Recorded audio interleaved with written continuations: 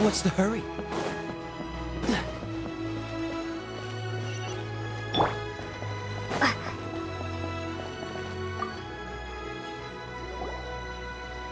Is there anything I can do for you two?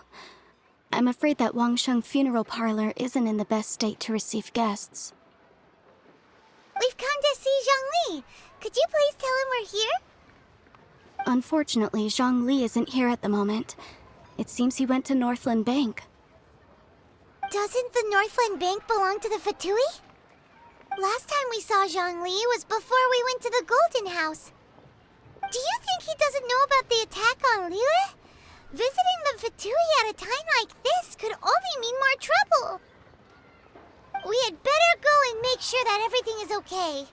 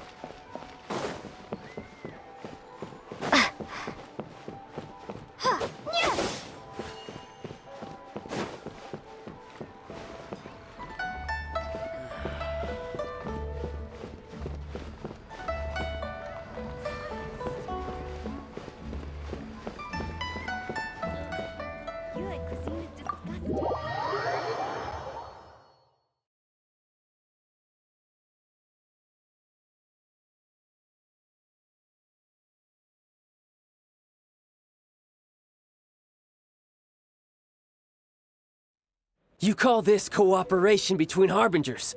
Cooperation involves communication, you know. Don't take it to heart, child. Besides, aren't you happy that you got to skip the formalities and bring chaos to the land? I'm sure you must have enjoyed that. Oh, it seems that some of your friends have arrived. Hey, it's Zhongli and Child. And you!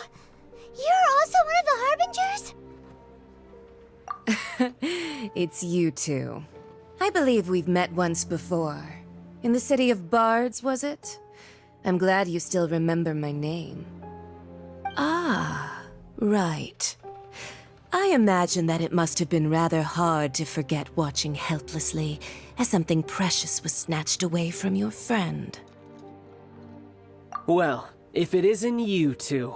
This is our first time seeing each other since Liyue was nearly wiped off the map. This is certainly a bit awkward, wouldn't you say?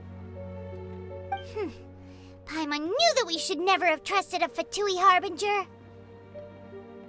Oh, now don't say that. Sure, I may have misled you, but I never had anything against you personally. Besides, I thought we were getting along quite well together, didn't you? Except for that little tussle we had at the end. Nothing personal. We just have different views, that's all. Of course, you may very well hold this against me, but that's up to you. The real deceivers here are Senora and Zhongli. Curse them for leading me on. So actually, I think... Stop wasting time, child. There'll be plenty of time to chat once I'm through here. You remember the agreement, Morax. Now, if you would be so kind. The Gnosis, please. What in the world are you talking about? The contract is fulfilled. That which thou seeketh is now bestowed unto thee. For my promise is solid as stone.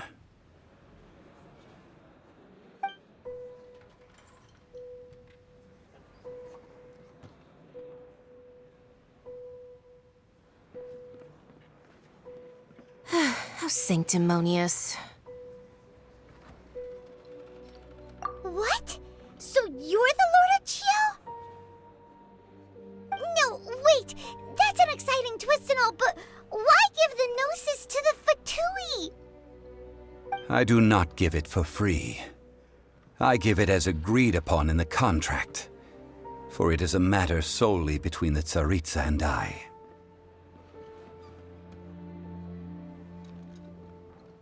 Yeah, you don't think you went a little bit too far with that whole fake death thing? Everyone was preparing the ceremony for you, and splat! This big dragon falls out of the sky, and all of Lyra goes into an uproar. Talk about a disaster. Gathering all the forces that had been bubbling behind the scenes, and then stirring them together in a pot that was bound to boil over. That's what he wanted to see, am I right? Wait, what? Perhaps it's best that I explain. As you know, I've dwelt upon this world for more than 6,000 years. It is now 3,700 years ago that I founded Liyue together with the Adepti. Even boulders that can withstand whirlpools will erode with the passing of time. I kept convincing myself that cracks had not begun to form, and that the end of my time had not yet come. Until one drizzly day, as I was strolling along the harbor, I heard a merchant tell one of his workers, "You finished your duties. Go ahead and call it a day." I stood motionless among the crowds, asking myself, have I already finished my duties? Oh, Zhongli. But as I began to consider relinquishing my divine role, I soon discovered that many reasons still remained to not hastily depart. Was Liyue, the city I had dwelt in for so long, already prepared to enter its next age? I decided that a test was needed in order to reveal the answer. So I feigned my own death, and gathered the cast of Child, the Adepti, and the Liyue Qixing to play their roles together on the stage that was Liyue. That's right, which is why I continued to safeguard the Gnosis until now. So you mean that if the chaos ever reached the point of no return, you would simply appear and use your divine powers to bring Liyue back under control? Of course, and it would have been all too easy for him too. Just as a child quickly matures after losing their parents, so has Liyue matured when faced with the death of its deity. In the end, the resolution to all that has transpired was even more satisfactory than I could have hoped for. Take the Adepti, for instance. Owing to their years of seclusion, they were the least informed. Yet when faced with a crisis, they commendably showed the greatest amount of restraint possible. Not only did they manage to cooperate with the Qixing, but in the end, they even made efforts to understand the hearts of the people.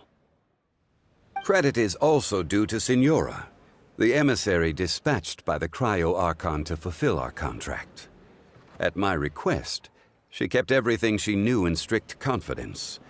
This despite the eavesdropping ears of her colleague, Child. This meant I could remain as Zhongli, even having the chance to fulfill the age-old traditions of Liyue in this mortal form. Thank you for joining me on this journey, traveler.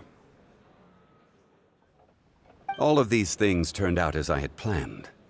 There is only one thing that I had not anticipated, and that was the conduct of the Liyue Qixing.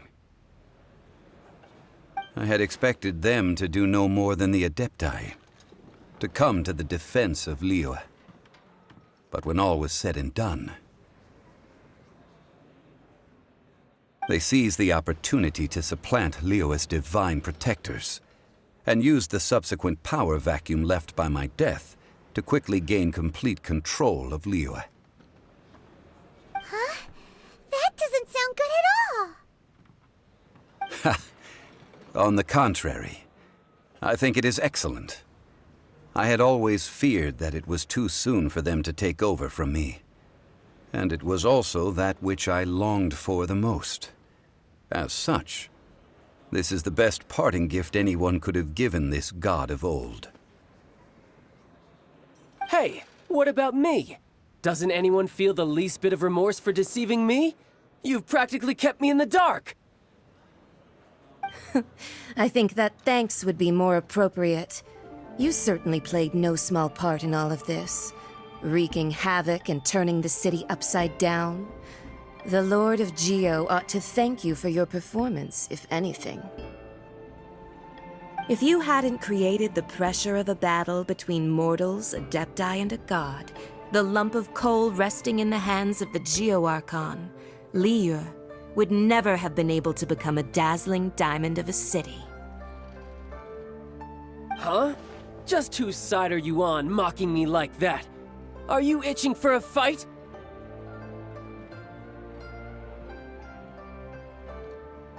Hey, haven't you learned the Liyue saying, don't always call it as you see it? Well then, with the Gnosis in my possession, I have no use for such idle chatter. We should return to Zapoljarny Palace and seek an audience with Her Majesty, the Tsaritsa. Come, child. Fine. I'll meet you there later. I'm not sharing a boat with the likes of you. Do as you wish.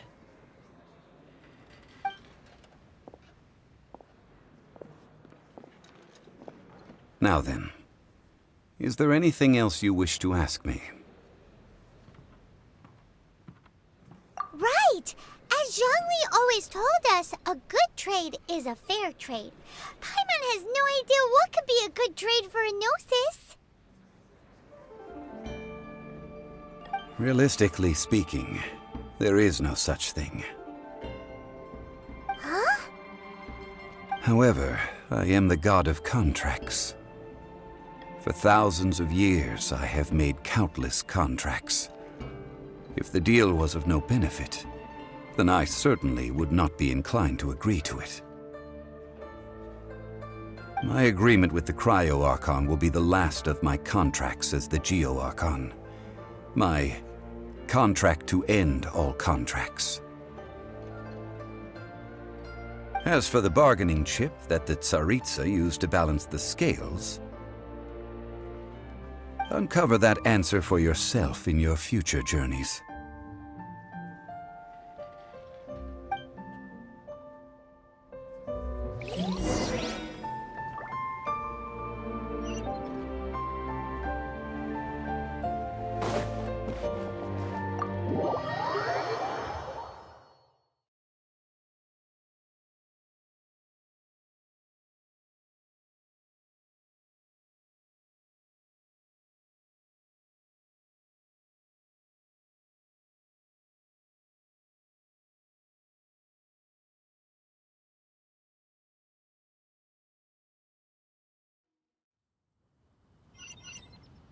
Today's the day of the rite of parting.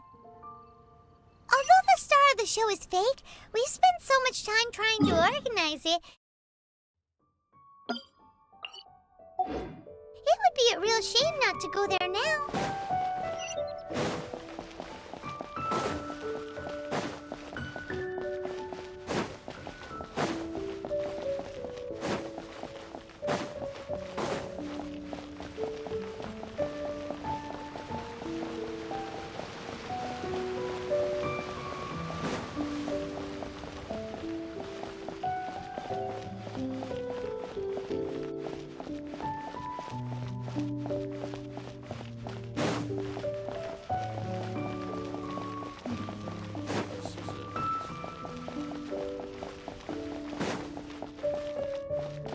You know that god from the ocean couldn't have just shown up out of nowhere.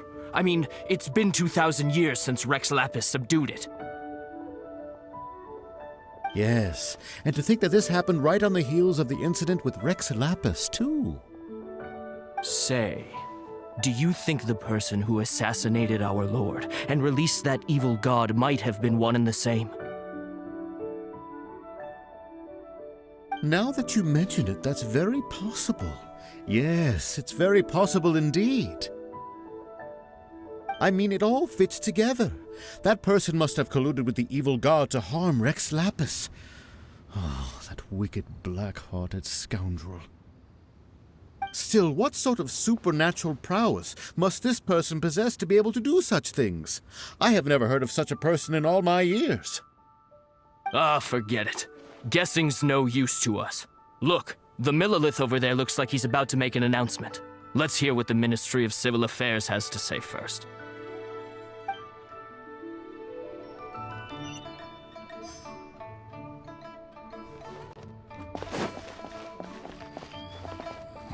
Well, since we're going through with this rite of parting, I guess it means that those rumors hit the nail on the head. So Rex Lapis is really... But they didn't catch the culprit, did they? Oh, come on. Do you think that the assassin could have been a normal person? You know what I think. I don't think any of the gossip on the streets you hear from those shady types is worth anything.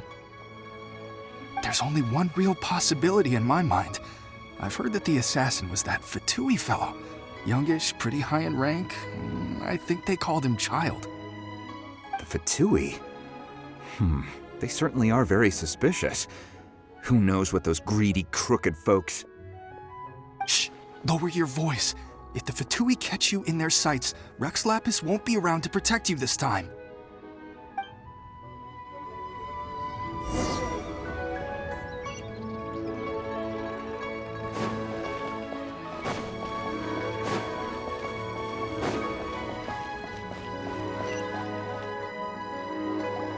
Hear ye all! The Chising's words. Though a dragon soars ageless as the mountains, it too must return to dust. This is common knowledge. Gods and Adepti live glorious lives, but both light and shadow have their season. So too must they face divinely appointed trials. Rumors and hearsay abound on the streets that Rex Lapis was murdered. Now, let the truth be revealed. Having been thwarted in his trial, Rex Lapis's soul has recouped the celestial heights. He beseeches the people of Liyue to grieve not and to let not their hearts be saddened. Nor are they to believe street-born rumors or indulge in baseless speculation.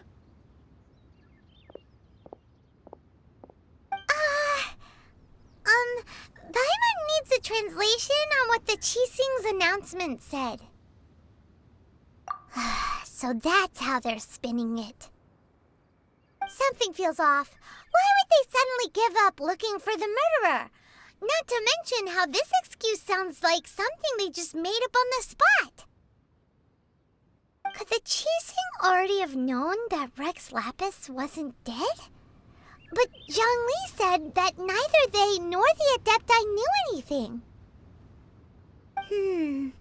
Did Zhongli tell them in secret after his gnosis changed hands? Exactly, right?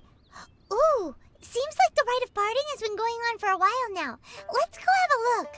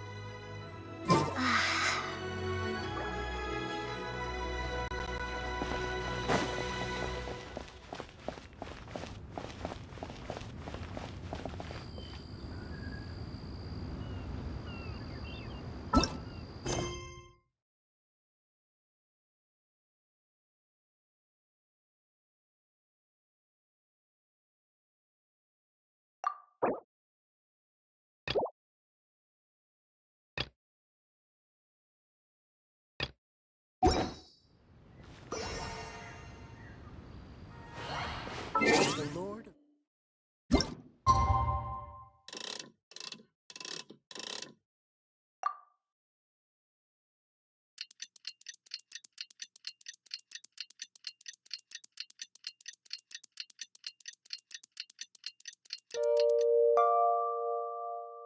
Of